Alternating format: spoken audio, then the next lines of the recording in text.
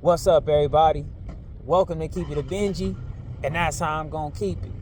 We got a serious topic to discuss: the mass shooting that took place in Stockton, California. Now, that's an unfortunate situation, as well as very much a reality type of situation that does exist. And I want to speak to the non-members, and I want to speak to the members, because this situation have led to people having a lot of opinions. Some on camera, on the internet, and some off the internet, behind the scenes. And this video is not for me to create any type of swaying of someone's belief. I'm not trying to get anybody to stop hating gangbangers if you hate gangbangers. I'm not trying to get nobody to fall in love with no gangbangers. But we gonna break things down and keep it a bench. Because if we have a problem, the only way we can stop something is really getting down to the bottom of it, getting to the nitty gritty, and getting to the root on why this so-called outcome would even take place that we will all be so against. And I say that because a lot of non-members are saying that they hate gangbanging, they hate the gang culture because of this mass shooting. And I would share that feeling if mass shootings only existed in the gang culture. Mass shootings exist, whether it's on behalf of a group or it's on behalf of an individual. One thing that I agree with Crip Mac, a member, and he stands for this more than if we ever even see non-members raise high awareness for this type of stuff and this type of, universe we all be in, and that's mental illness. Crip Mac always raised awareness to that. And in some of these type of situations, that does exist. I'm not saying that play a part in this situation in Stockton. The non-members fund mass shootings all the time, because all the non-members is outstanding citizens going to work, and they getting them taxes and paying them. Some of them run on the internet and brag about how much money they make and how much they gonna have to pay taxes. And these taxes fund the military. The military is responsible for a lot of unaliving. We would not have all the type of stuff we have, all the privileges we have in America, if the military that fights for us did not do a lot of unaliving. No matter how much people might say that they're anti-mass shootings, they're anti-people being unalived, they will not go on strike, make a big old spectacle on how they ain't paying taxes because you guys are funding the war, and I cannot never put my money behind someone who's going to unalive another human being. And with any war, there will always be casualties. Military down to the streets.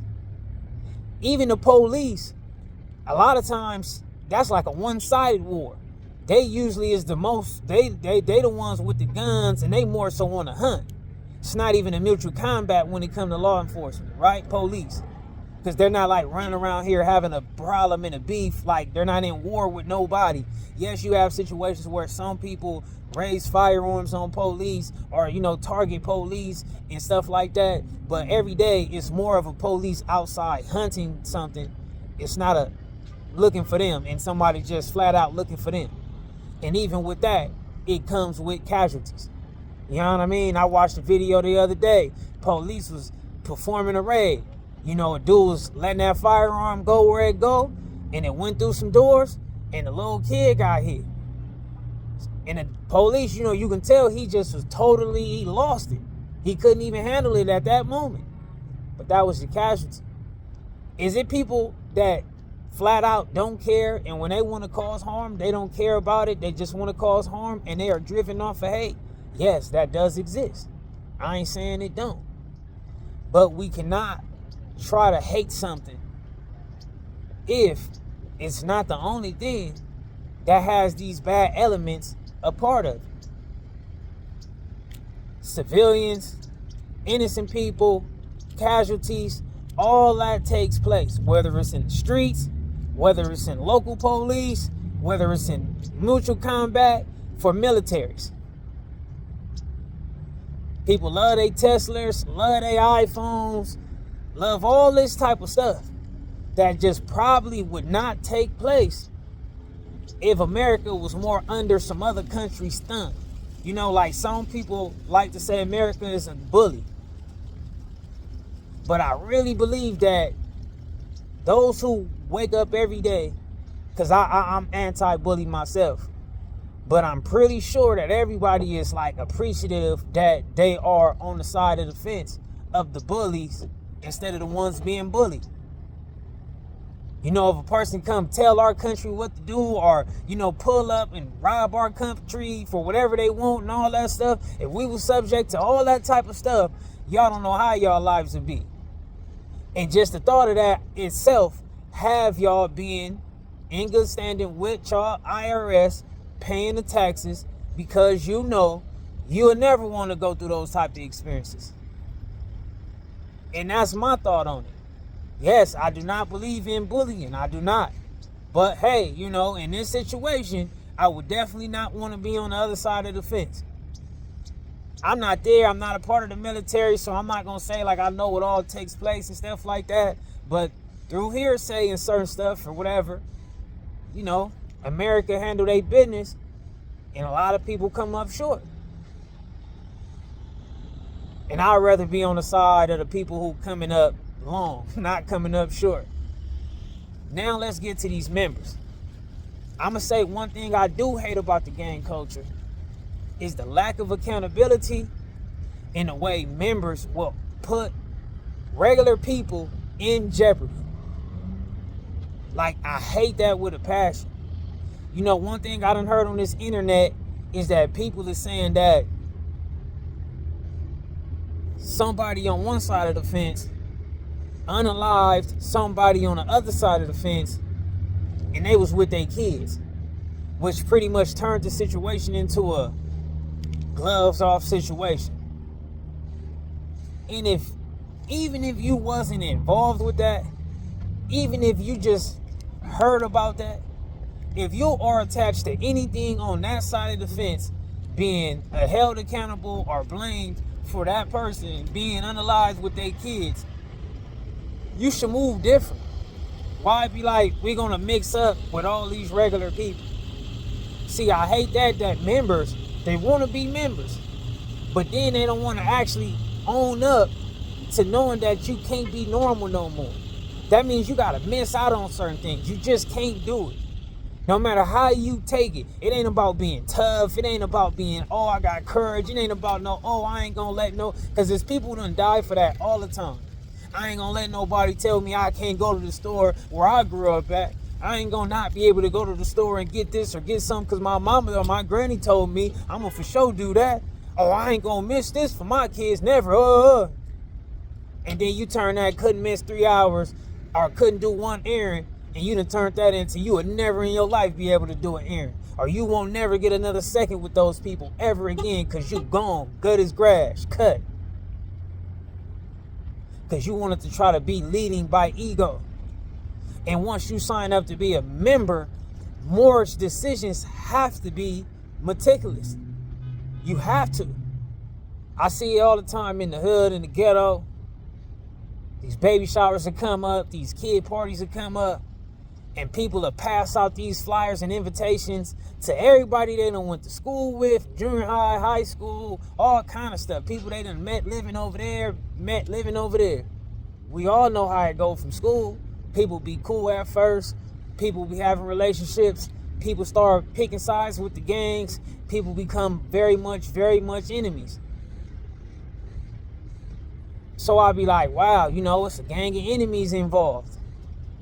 And people will put that to the discretion of some members and hope that people will put the gang stuff to the side on behalf of this event. When it's like, why would you even do that? When you want to be a member, Let regular people do what they got the right to do. Quit, because I'm hearing also that it was supposed to be multiple, like it was supposed to be way more adults at that party than kids. And that's another thing. All these adults got to stop trying to live through their kids. Quit trying to turn your kid into some type of popular kid through you throwing some big old function and trying to invite everybody you can. You people have been invited 150 people somewhere. Tomorrow can't get $1 from 100 from each one of them. Won't even talk to none of them tomorrow. Just so you can have a fake image and make it seem like your kid is some type of prince or something, or princess or something, in a like real way. You know what I'm saying? Not to you, but just in a real way. Like, you know what I mean? Like the whole kingdom showing up. Stop that. And it's ways you want to move. Like, come on, man, they in Stockton. These people is all from Stockton gangs. If you was gonna mix the members and send out invitations to the members, you should say, well, we gonna go wherever we could. I don't care if you gotta drive 3 hours somewhere. If y'all want all the members to mix with the regular people and have this good day, you gotta go out your way. Or find a location where, you know, it might be more of a strong chance that these type of things won't happen. They saying this stuff was right in the middle, locally, in Stockton, and it's supposed to be Stockton gangs going at each other. That's never a good thing. I have to speak to this accountability, because if we don't talk about accountability, these things will never happen. These things will never stop. How long we been hearing women and children is off limits? How long we been saying innocent is off and all this type of stuff, and it still happens? So that means that us saying that ain't gonna save these kids and these innocent people. We have to control the steps that leads to a situation even being there that this can even happen. In the very least, even if these things have to happen, get some security. I don't care if it's legitimate or it's not legitimate. If y'all gonna be members and share all that love and have all that sharing problems, and you know y'all just did this, and y'all know y'all got somebody, and you know they want to do this, do that, and the third, or whatever, put some type of security in there, to where when people come, they gotta run into the members first and foremost, and may the best man win, whether they visible or non-visible. But when it comes to the lifestyle, or mixing with the gang culture, mixing with it, being a part of it, anything you do, when you want to mix it and all that, that very moment, everything you do has to be so strategic, from detail to detail. Because even if you go out the way, you can find a location and be like, well, it's not in our city, so this should be good. But then you invited some members to where, you know, they represent this type of stuff. And then where you done went to, they anti that type of stuff still. Because in some places, you know, a lot of stuff that represent, like, you know, like you said, some Crip and Blood, you might not even know this location that you done went way out the way, and you think you cool, but then they Bloods, but you done invited some people, a couple people that's Crips.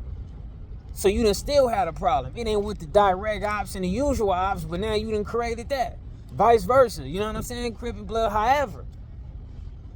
And that's just all I can say, man. Like, it's the street stuff, it's like a full-time job, man. I know a lot of people like to turn it off, and I get it. You know, it's hard for people to not slip or make poor decisions, but people got to stop thinking that you can just pick and choose. Stop getting on that internet dissing people, song dissing, or getting at people in the streets and then talking about you turning the clock off. Pause. Ain't no pause, man. You know what I mean? People be hurting. And I want all y'all to look at it like this, from this perspective. Imagine how y'all would feel, man, if somebody did something to somebody you care about. Or a kid, like, was a witness to somebody you cared about losing their life. Or look about this situation right here. I'm sure a lot of y'all, if y'all was anybody parent in that situation, y'all probably be willing to lose your whole life and freedom for that. So you have to know that's the type of energy coming your way. When you got people who own that type of time, that's the energy coming your way. Stop mixing people who got targets on their back with those who ain't got no targets. And anybody who say you from somewhere, you pretty much got a target on your back. Is it a lot of people out here that's gonna definitely not do nothing to nobody with their kids with them? Definitely ain't gonna do some reckless activities? Absolutely. But that's not the only thing. You do got the other people who do not care. And those the people you need to prepare yourself for. Don't wake up, do your little coffee, do your little system. Oh man, you know, I myself would never hurt a fly, so I assume they ain't gonna hurt a fly. Stop that. Stop that. You'll never get ahead like that.